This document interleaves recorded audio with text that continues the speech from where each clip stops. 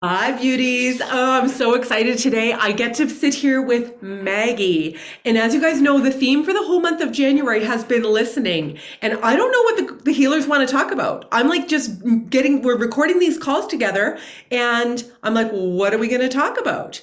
So today I'm going to introduce you to Maggie. She is a beautiful energy healer. She's a yoga instructor. Maggie, take it away. What else are you? Introduce yourself. Hello. My name is Maggie. I am a yoga teacher, meditation teacher. I'm obsessed with the moon and the cycles of the moon. I'm an aunt to a lot of nephews who I love a lot, and I'm I'm like a very curious person. I always need to be learning something. So So the theme for January has been listening, and the way we started this call was actually pretty cool. Do you want to share what was showing up for you and what we kind of landed on today? yeah, so yesterday and today I've been experiencing like 10 out of 10 anxiety. And I'm like, what the hell? Um, Very weird because nothing's wrong. Like, I almost find actually that if something in my present awareness isn't like giving me a reason to feel stress, then I kind of go looking for it. So I'm playing with that. Like right now, there's some fluorescent lights that across from my condo that never turn off, and it's like such an irritation. But I'm like, okay, it's I'm yeah. So anyway, that's what we were talking about. We were talking about how I've been feeling this pull of anxiety, which is not my normal. Um, and I was sitting and meditating today, and I was like, holy shit, is this like a cyclical thing with women? Like a hormonal evolution every month that you will feel this kind of wave of anxiety? Or I'm like, is it because Mercury's in retrograde? Or is it because we just had the holidays? So that is what we were chatting about. I think it's really good because, I don't know about you, but most of the time when people feel anxious, the first thing we try and do is push it down or get rid of it or hide it. What could be the medicine of being in listening? Not trying to figure it out, not trying to solve it, or like you say, figure out the cause. Is it the fluorescent lights? What could be the medicine of anxiety by just listening to it? I think there's huge medicine in it. That it's this feeling of anxiety. I think when I get down to the root of it, it's because I am, it's a misalignment with life in general. So I feel like with anxiety for me, I'm not in the flow. I'm going against the flow. And so there's all these little pieces I can pull together. And then I'm like, okay, but really in like the whole realm of things, I'm like, what am I not listening to into my own being? Um, Especially listening to like what would make me happy as opposed to all of these societal expectations of like you need a 9 to 5 job, you need to make this much money, and you need to be in this relationship. And so I think it's that. I also think that this anxiety is a like warning sign for my body to just calm, sit, be in silence, be in meditation.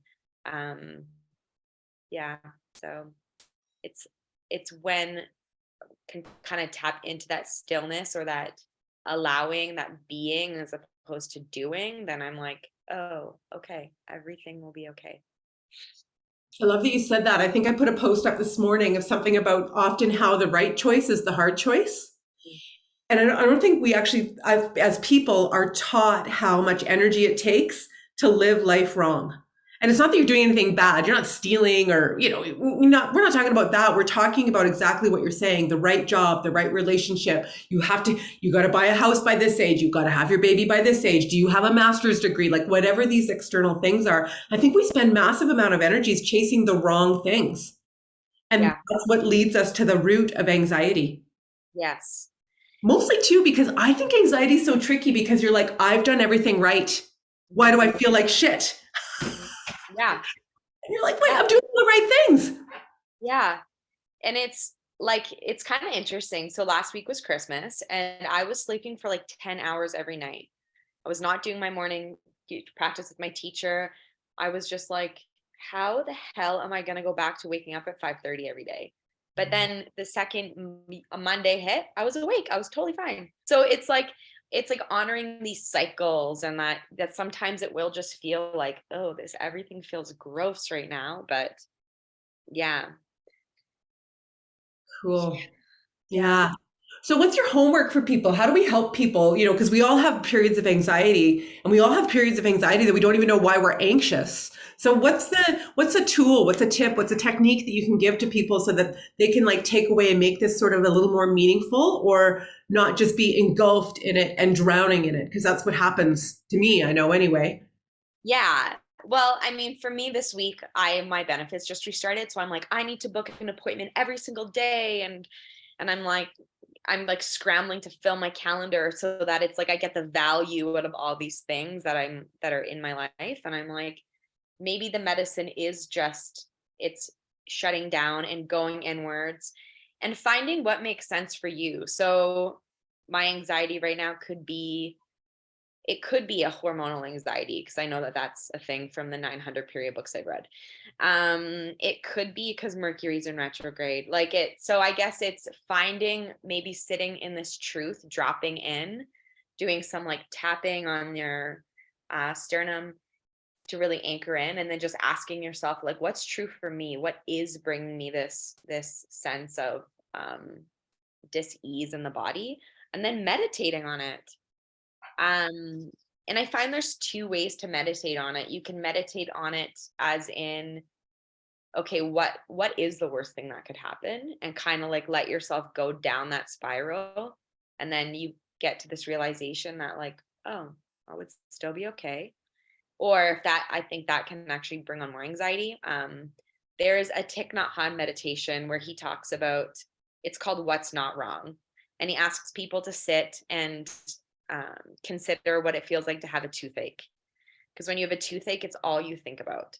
And so in this meditation, you sit and you consider the fact that you don't have a toothache and all the things that are not wrong. And then it kind of helps you realize like, okay, I there actually is a lot here to be grateful for. And I can feel these feelings in my body, but then there's this ability to tap into calm. So Yeah. yeah. And if I none of like that feels those. good, then Yeah. free write. Free writing also helps get out like all of the, when you're like, oh, that's what, oh, okay. Yeah. Okay. So Yeah. mhm. Interesting. So you gave three really cool techniques. One of them is to go down the rabbit hole. What is this thing? Which is really powerful sometimes because again, we're kind of taught we shouldn't do that, right? We're Yeah. like, oh, don't do that, don't do that, But sometimes it is helpful. The second one is the what's not wrong. And then the third is to free write. Yeah. I like that all three of them also too, because I think anxiety actually makes us go crazy with doing. So I like Yeah. that all of them are just sort of being. There's just sort of a peacefulness with it. Yeah. Hmm. Thank Yeah. you. Wow. Okay, so Maggie, you do one-on-one energy healing and coaching, yoga classes, meditation. You are a fertility and hormone expert for periods and women and living in cycle with the moon. So if people want to reach out to you, they can email me, Nadine@NadineRobinson.com. I will get you in touch with Maggie. You can book a session with her. She is a dreamy dream come true. Thank you, beauty, for making time today to be with me. Thank you. Okay, Bye. bye.